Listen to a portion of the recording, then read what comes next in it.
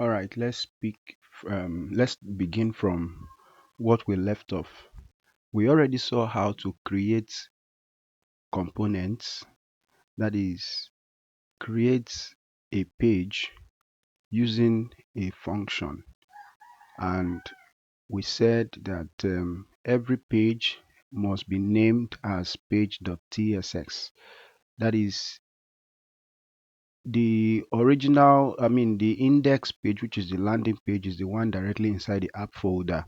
Every other page will be in its own folder, and within that folder we'll have page.tsx. So within the page.tsx we can now create or get a function that will return JSS code. So exactly that's what we did yesterday. We created about route, and then the index route that came by default, we deleted everything that was there, and then we created something else. So right now we're going to continue from there. As you can see, I just opened my VS Code and everything is like what it was in the previous time when we started the project. So what I mean is, if you check the present working directory, you see that we have um, desktop, then shopping underscore store, meaning that we are at the root level. So we need to cd or change directory to shop. So just like we did yesterday, the command, like I said, is cd, that's change directory.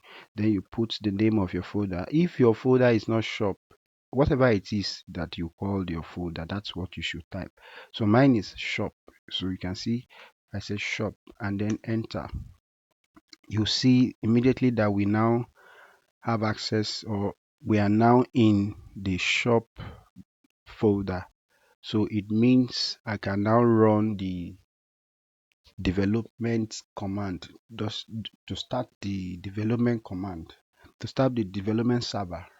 So right now the command to start the development server is npm run dev, like we did yesterday. So once this is done, you see that the server will be up and running, and then we can go over to the browser to see what we have in the entire system. So let's go over to the browser, and then when we get to the browser, we're going to go to localhost colon 3000. So localhost colon 3000, localhost colon 3000, that's the. So once we get there, we will see what we worked on in the previous lecture, in the previous videos. So right now we don't really have much pages. What we just have is the about, route, and the index page, which is the page.tss that is directly in the app folder. All right, so right now we're going to begin to work. Remember, the goal is to create a an e-commerce using Next.js, Tailwind CSS, Appwrite as the backend, and then TypeScript to ensure safety, to ensure type save, that is that the exact data we intend to use is what we are using eventually. So that is the reason why we are using TypeScript. So right now we're going to begin the design. Remember yesterday, or in the previous video, we started um, working with Appwrite. I went to the Appwrite console and I created a project which I named shop. So that project, we can continue working with it by creating database and other things that we will need for this project. So like the authentication, where we get to the stage where we need to use authentication for the project. So right now I would want to create a database where we can have the product collection, and then in the product collection we'll have some attributes. Attributes are actually the items that you will have in the product collection. More like, for instance, the product name, category, products, brand, images, etc. So these are the things you can have. So let's quickly go there. So right now I'm going to go to Appwrite while we'll come back to our application is still up and running. So I just wanted us to work on the Appwrite console a bit before we return back to Next.js again. So first off, we would create the shop page where we'll have to list all the projects, all the products. We'll create the shop page. So the shop page is going to list the entire products we have in the database, and then we'll add some other things like the filter, and then we'll add some other components that will make the UI very interesting for whoever is using it. So right now, first thing is we are already in the Appwrite console.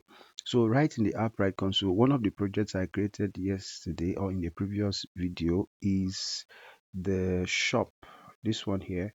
So already it has one app within it, and the app is web app. Remember, we said that Appwrite can be used for several platforms, that is mobile application, web application. So right now we are just using it for web application. That's why it's saying that we have one app, and the app that we created is this one here. You can see web. So right now we can add more platforms. In case we intend to use this for mobile application, we can add for React Native, Flutter, or any other platform that you are using. So right now what we're interested in, you can see over here you have authentication. If we want to add authentication later on, this is where we'll come to, and databases, functions, messaging, and storage. So what we're interested in is um, databases. And remember, yes, in our previous video when we created the project, there was a point where we were meant to install the SDK, that's the software development kit, that will enable Appwrite to work seamlessly with Next.js. So we can actually install that as a dependency. We need to get the SDK from Appwrite. So, but before then, what we need to do, let's set up a database. So come here and click on databases. So create database. This database, I'm going to name it as shop. Everything, it can be any name actually, but there's a warning here. It says that this database won't be backed up. Update your plan to ensure your data stays safe and backed up. Remember, we are still using the free plan. So this free plan is actually meant for development and small projects. If you have something serious, of course, you should upgrade and use a better package that will ensure that your data is backed up. So right now we're going to continue with the database. So I've created the database and I named it as, let's say, shop db, shop underscore db. That's what I'm going to call it. So create that, and as you can see, the database has an ID. So this ID, it's something we are going to need.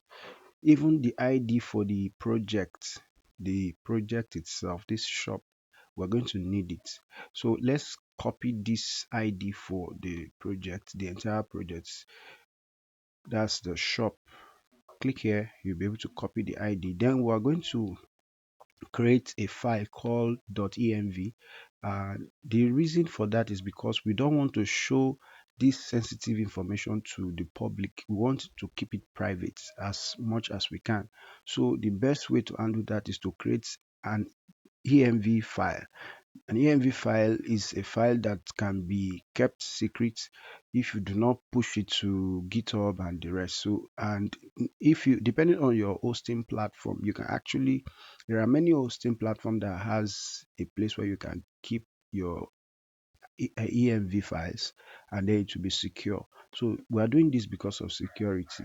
So right now I'm going to go to the root level. That is, if I say root level, I'm not talking about the shopping store.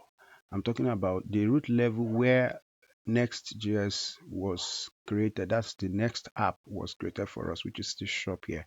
So while you are here, then you have to click on a new file, and then the file will be named as .env. So within that file, I'm going to create a variable called project ID. That's project ID, like that. Then you equate it to the what we copied a moment ago. So, and that is what I'm going to paste right now. So after this one, we also need to copy the database ID. Just go to the databases. You'll see the database that we just created, which is this shop_db. Click on it, and then you'll be able to see this ID. Copy the ID as well. Go back to the .env file and create database ID as a variable. Database ID. You equate this to the ID that we just copied. So you have to do exactly what I'm doing right now. So we will need them later on in the project. So having done this, right in the database, you can see we're directly in the shop_db where we have collections, backups, usage, and settings. Right now, we're going to create collections. Now, if you're familiar with SQL, this is a NoSQL, meaning that it is a document structure just like MongoDB. But here we create collections, like what you will have in SQL will be table. An equivalent of collection in NoSQL is a table. So right now we are going to create a collection. In a database, you can have different collection, a collection for products, a collection for orders, a collection for users, and so on. So the one we want to create now is a collection for products. So I'm going to click on create collection, and I'm going to name the collection as products. All right, so we've named these products. Then within the product collection, within each collection you create, you can actually create attributes. Attributes are the items that will dwell or will be in each collection. For instance, the product that you want to save, what attributes do you want to save about them? For instance, product name, product category, product images, and so on. So let's go to attributes. And please take note that the product has an ID, so we can copy that ID because we will need it as well. Copy that ID, then go back to your .env file and create another variable called product collection ID. Product collection ID. Collection ID equals to the ID that I just copied. So right now we'll go back to Appwrite. Then under the products, we're still dealing with the products. So let's go to here. We are currently seeing document. There is no document yet in the product collection. We have not started creating any documents. So right now we're going to go to attributes, and under the attributes we can create attribute. The first attribute we are going to create is the name of the product. So let's call it name, and then the size that will determine the number of characters that it can accommodate. So let's say we are looking at 100 or 200 at the most, then we will leave it as null. Okay, let's go back there again. Mind you, if you click on create attributes, there are several types. So we have string, integer, floats, Boolean value, and we have date, time, email, IP, URL. enum and relationship. The one we want to use for product name is string. So click on string and then call it name. So the size will be 200, and then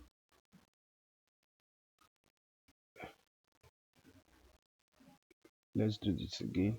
Sorry, name 200. Try to scroll down. 200 is what I want. Let me just type that in. 200. Oh no.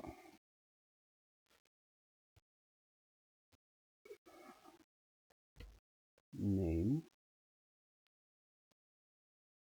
200. Okay, we will mark it as required because we really do want it filled.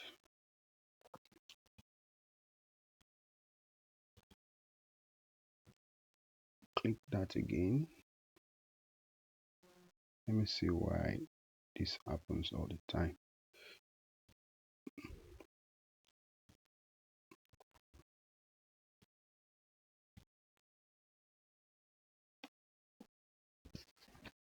All right.